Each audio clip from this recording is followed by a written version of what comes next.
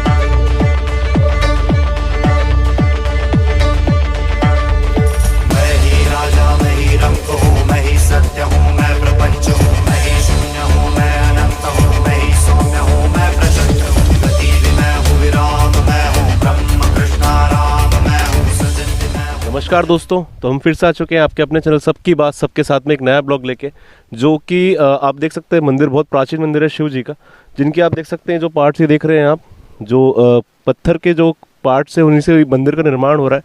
अब वो किस तरह से हो रहा है हमने कुछ डिटेल में स्टडी करी है, उसके बारे में आपको मनीष जी बताएंगे। तो मनीष जी, आपने जो स्टडी करी है उसके अकॉर्डिंगली क्या निकला है? जितना हमने रिसर्च करने की कोशिश करी है इस मंदिर के बारे में, तो पता चला है कि भारतीय पुरातत्व विभाग जो है उनके अंडर में इसका कंस्ट्रक्शन चल रहा है। उन्होंने यहाँ पर खुदाई की थी, तो ये मंदिर का निर्माण यहाँ से शुरू हुआ है। ये जो लोकेशन है देवास और सीहोर के बीच में लोकेशन स्थित है। और इसके बारे में कहा जाता है कि जो महाकवि कालिदास हैं, जिन्होंने एक महाकाव्य लिखा था मेघदूतम, उसी के अंदर एक नदी का वर्णन किया जाता है, निर्विद्या नदी। हाँ, और वो जो नदी है आज नेवज नदी के नाम से मशहूर है। और वही जो नेवज नदी है वही राजस्थान में आगे जाकर जो चंबल नदी उससे मिल जाती है। इसे देवांचल भी कहा जाता है और देवबड़ला भी कहा जाता है। हम यहाँ पर आ पाए, हमारे साथ जुड़ चुके हैं विनोद सर, जिन्हें हम बोलते हैं, जो कि यहाँ के लोकल हैं, और इसके बारे में थोड़ी सी जानकारी वो हमें प्रोवाइड करेंगे। तो सबसे पहले तो सर हर हर महादेव, बहुत बहुत धन्यवाद आपका हमें यहाँ पे लाने के लिए। तो व्यूवर्स को ये बताना हम चाहेंगे कि ये लोकेशन पहले तो इसका बताएं थोड़ा, इंदौर से अगर कोई आना चाहे तो। देखो, इंदौर से अगर कोई आना चाहे तो उसके लिए सबसे पहले आपको वाया देवास होते हुए आपको मेहतवाड़ा गाँव आना है। ठीक है, मेहतवाड़ा से आपको बाईपास से आपको किसी से पूछना है कि बिलपान हमको जाना है, देवांचल धाम या देवबड़ला, जो भी लोकल भाषा में देवबड़ला बोला जाता है उसको। तो वहाँ आना है आपको।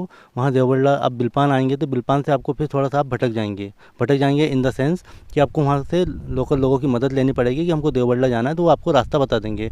हालांकि वो गांव के पहले से ही है, वहाँ पे डायरेक्शन लगा भी हुआ। अगर आप डायरेक्शन मिस करते हैं तो आप लोगों से पूछिए, कोई भी आपको बच्चा जानता है जगह के बारे में, वो आपको आसानी से बता देगा कि भाई साहब या सर, आप जो भी रास्ता है ये रास्ता है, यहाँ से आप चले जाइए। अब जब आप यहाँ से आएंगे तो बिलपान से लगभग 2 से 3 किलोमीटर की दूरी है, थोड़ा सा कच्चा रास्ता है।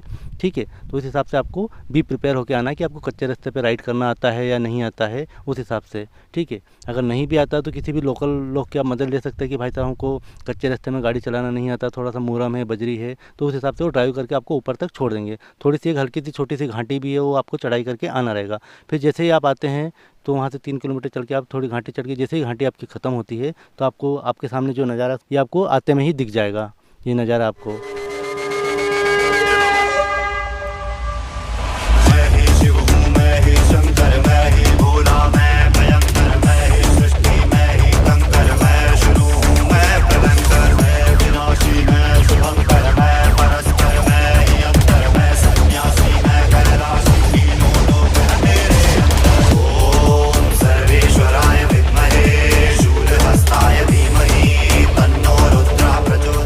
हर हर महादेव दोस्तों। तो दोस्तों आप देख सकते हैं कि सिर्फ एक अभी जो मंदिर है जिसका निर्माण हुआ है रिसर्च के बाद में, वो सिर्फ अभी इसी का निर्माण हुआ है। अभी काफ़ी जो मंदिर बनने वाले हैं, आप देख सकते हैं वहाँ पर नवदुर्गा का भी निर्माण होने वाला है और कुछ 12 ज्योतिर्लिंग के जो है निर्माण होने वाले हैं।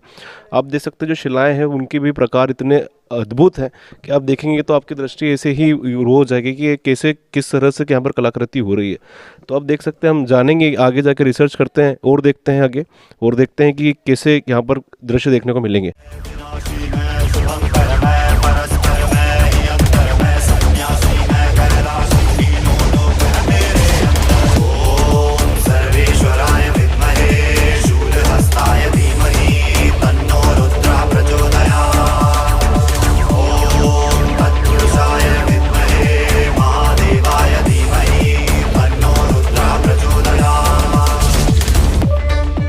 तो दोस्तों अभी हम आ चुके हैं थोड़ा सा और नीचे की तरफ। जो हमने आपको शिवलिंग दिखाया था वो अभी अभी स्थापित हुआ है वहाँ पर।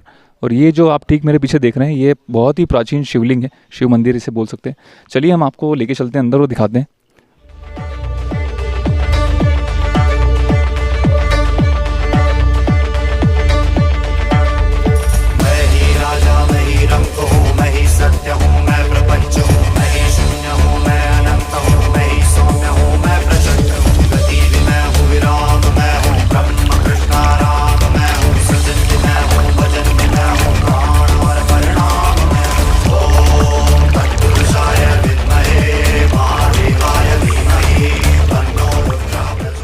हर हर महादेव पंडित जी।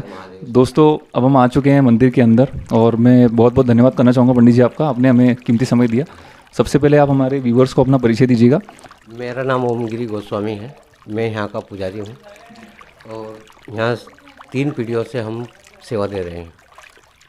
ये भगवान भोलेनाथ की प्राचीन मूर्ति है, ये जलाधारी, ये बहुत पहले से रही और यहीं से माता नेवज का उद्गम स्थल है। और ये भगवान विष्णु की शेषशैया पे लेटी हुई मूर्ति है, पहले से ही है। ये मूर्ति शिव और पार्वती की है। ये शिव जी, ये परमारकालीन ये परमारकालीन मूर्तियाँ हैं सब।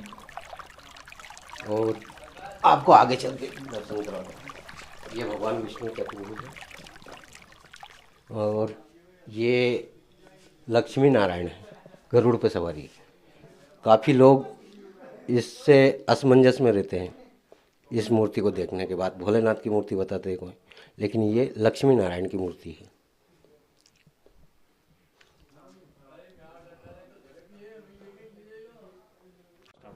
ये प्राचीन कुंड है, ये प्राचीन कुंड है, इसमें पानी ख़त्म नहीं होता कभी भी। इसके बाद दूसरा कुंड वो है, वो बाद में खोदा गया है, वो वाला। हाँ वो वाला।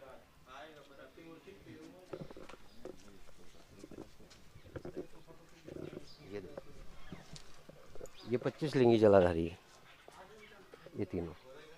गणेश जी की प्रतिमा है, वराह अवतार की मूर्ति है भगवान विष्णु की। ये ब्रह्मा जी की मूर्ति है, ब्रह्मा जी की। हाँ ये ब्रह्मा जी की मूर्ति है। हाँ सर्वेश्वराय विद्महे शूलहस्ताय धीमहि तन्नो रुद्रः प्रचोदयात्।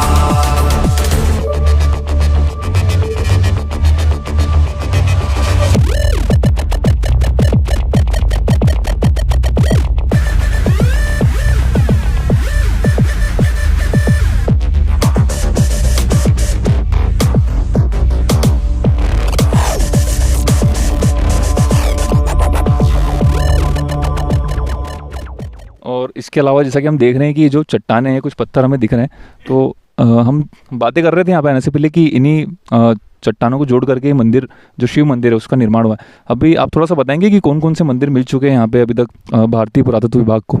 जैसे कि भारतीय जो पुरातत्व विभाग है, आर्कोलॉजिकल सर्वे ऑफ इंडिया, तो इन्होंने क्या किया 2016-17 के में यहाँ इनको पता चला कि जो 12 शिवलिंग है, 12 शिवलिंग है, वो मंदिर इनको प्राप्त होने की सूचना प्राप्त हुई। खुदाई में कुछ अवशेष मिले, उन्होंने अपने हिसाब से कुछ सर्वे में देखा या अपना जो भी उनका खोज थी उस हिसाब से देखा, तो वो 12 जो द्वादश ज्योतिर्लिंग थे वो थे। तो ये जो मंदिर उन्होंने अपने रिसर्च में पाया कि ये लगभग 1100-1200 सदी के हैं और परमारकालीन वंश है, परमार वंश के समय के हैं। तो ऐसा यहाँ कहा भी जाता है कि जो राजा मोरध्वज थे उन्होंने अपने जो बेटे को आरे से चीरा था वो भी इसी स्थान पे चीरा था। अभी उसका पुख्ता सबूत नहीं, लेकिन ऐसा कहा जाता है, लोकोक्ति है, लोगों में ये बात चलती है कि उन्होंने राजा मोरध्वज ने अपने बच्चे को यहीं पर आरे से चीरा था। ठीक है। तो अभी जब आर्कियोलॉजिकल सर्वे ने फिर इनको खोज करी तो उन्होंने कहा कि मंदिर की जो पुनर्स्थापना की जाए।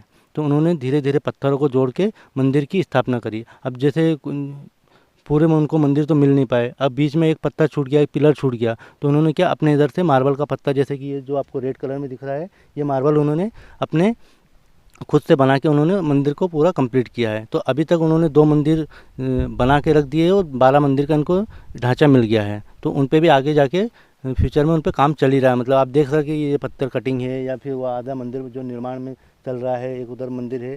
तो इस तरह से यहाँ के पूरे 12 मंदिर चल रहे हैं। अभी ऐसा सुनने में आया है कि अभी जो राम मंदिर बना, आप जिसे सामने देख रहे हैं सफ़ेद कलर का, तो इसके पास भी 1-2 मंदिर मिलने की सूचना मिली है आर्कियोलॉजिकल सर्वे ऑफ इंडिया को। तो वहाँ भी इन फ्यूचर आपको खुदाई हो सकती है कि वो लोग खुदाई करें।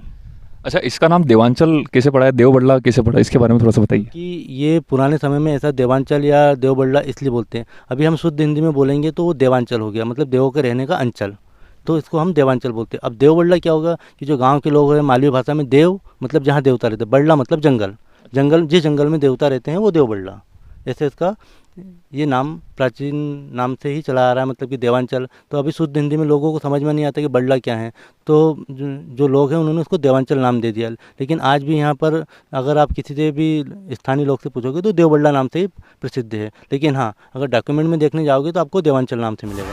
गंगा मैं समुद्र हूँ, मैं ही काल हूँ, मैं ही रुद्र हूँ, मैं कुबेर हूँ, मैं दरिद्र हूँ, मैं ही ब्राह्मण, मैं ही शूद्र हूँ, मैं ही शांति। आपको नाम बताइए। ओंकार सिंह मेरा नाम, बिलपांकर रहने वाला। तो यहाँ पर जो ये मूर्ति कलाकृति जो बनी हुई है इसके बारे में कुछ बताने की ये चेष्टा करेंगे हमारे व्यूवर्स को। ये हाँ, ये पार्वती जी की मूर्ति है, वो आदिशक्ति है, और मत्स्य अवतार, कश्यप अवतार, 12 अवतार, 10 अवतार की मूर्ति है। आप कितने समय से यहाँ पर हैं और आप क्या क्या जानते हैं? यहाँ तो बचपन से लगे हुए हैं। लगभग मैं बहुत दिन से है, कम से कम 50 साल हो गया, पर 30 साल तो मुझे यहाँ अखंड रहते हो गए। स्थायी, हाँ, स्थायी है। क्या चमत्कार देखने को मिले हमारे व्यूवर्स को बता पाएंगे आप? यहाँ तो अब ये तीर्थ है, भगवान भोलेनाथ को स्थान है, और शिव मंदिर यहाँ की जगह निकली रहा, पुरातत्व काम चले रहा है। और ये मंदिर था खाली यहाँ की जगह कुंड के सामने का, बस एक अलावा सब धरा से पड़े हुए।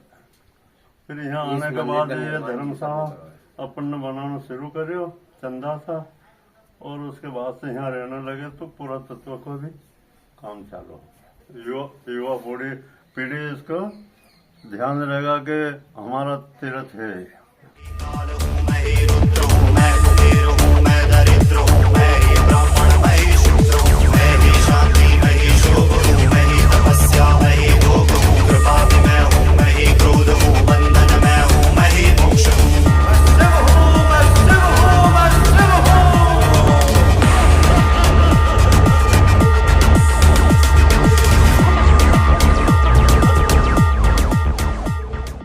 तो दोस्तों, हमारे साथ कुछ स्थानीय लोग जुड़ चुके हैं, कुछ हमारे दोस्त। सबसे पहले अपना परिचय बताइएगा। सर, मेरा नाम राहुल सिंह ठाकुर है, मैं यहीं का रहने वाला हूँ। ये हमारी ग्राम पंचायत के अंदर में आता है स्थान जो भी है देवबड़ला, और बहुत प्राचीन स्थान है। हम हमारे जन्म से, मतलब हमारे पिताजी दादाजी उनके पहले से ये स्थान यहीं पे है। ठीक है।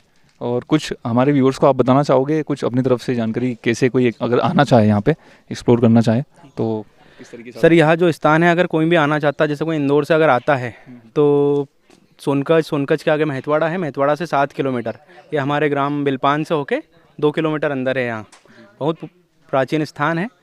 उसके बाद में अमावस्या वगैरह पे दूर दूर से लोग यहाँ पे आते हैं। हर अमावस्या पे 1000 से 2000 लोग यहाँ पे इकट्ठे होते हैं। अच्छा, यहाँ पे कुछ विशेष प्रोग्राम भी होते हैं क्या? विशेष प्रोग्राम जैसे शिवरात्रि अभी आने वाली है अपने यहाँ पे। शिवरात्रि पे यहाँ पे बहुत बड़ा मेला लगने वाला है। मेले में अनुमानित अगर अपन देखें तो 20 से 30 हज़ार लोग तो इकट्ठे होने हैं। बहुत बड़ा मेला लगता है यहाँ पे शिवरात्रि का, और दूर दूर से लोग यहाँ पे आते हैं। इंदौर, भोपाल, वहाँ तक के लोग भी अपने यहाँ पे अभी आने लगे हैं। और जब से यहाँ पे पुरातत्व का काम स्टार्ट हुआ 2016 से, उसके बाद से धीरे धीरे लोकप्रियता बढ़ी है। तो और भी पर्यटक जो भी है आने वाले हैं, यहाँ पे आते हैं, आप जैसे लोग धीरे धीरे आप लोगों के माध्यम से और भी प्रचार प्रसार हो रहा है इस स्थान का। कोई एक मैसेज देना चाहोगे व्यूअर्स को सनातन धर्म को लेके? सनातन के लिए मैसेज तो सर अभी यही देना चाहेंगे कि आप लोग आइए, यहाँ पे जुड़िए हम लोगों से, और जितना हम अपने धर्म को आगे बढ़ाएंगे, ठीक है, कहते धर्मो रक्षित रक्षिता, आप धर्म की रक्षा करोगे तो धर्म आपकी रक्षा करेगा। यही कहना चाहते हैं। जय श्री राम। बहुत बहुत धन्यवाद। हर हर महादेव, जय श्री राम।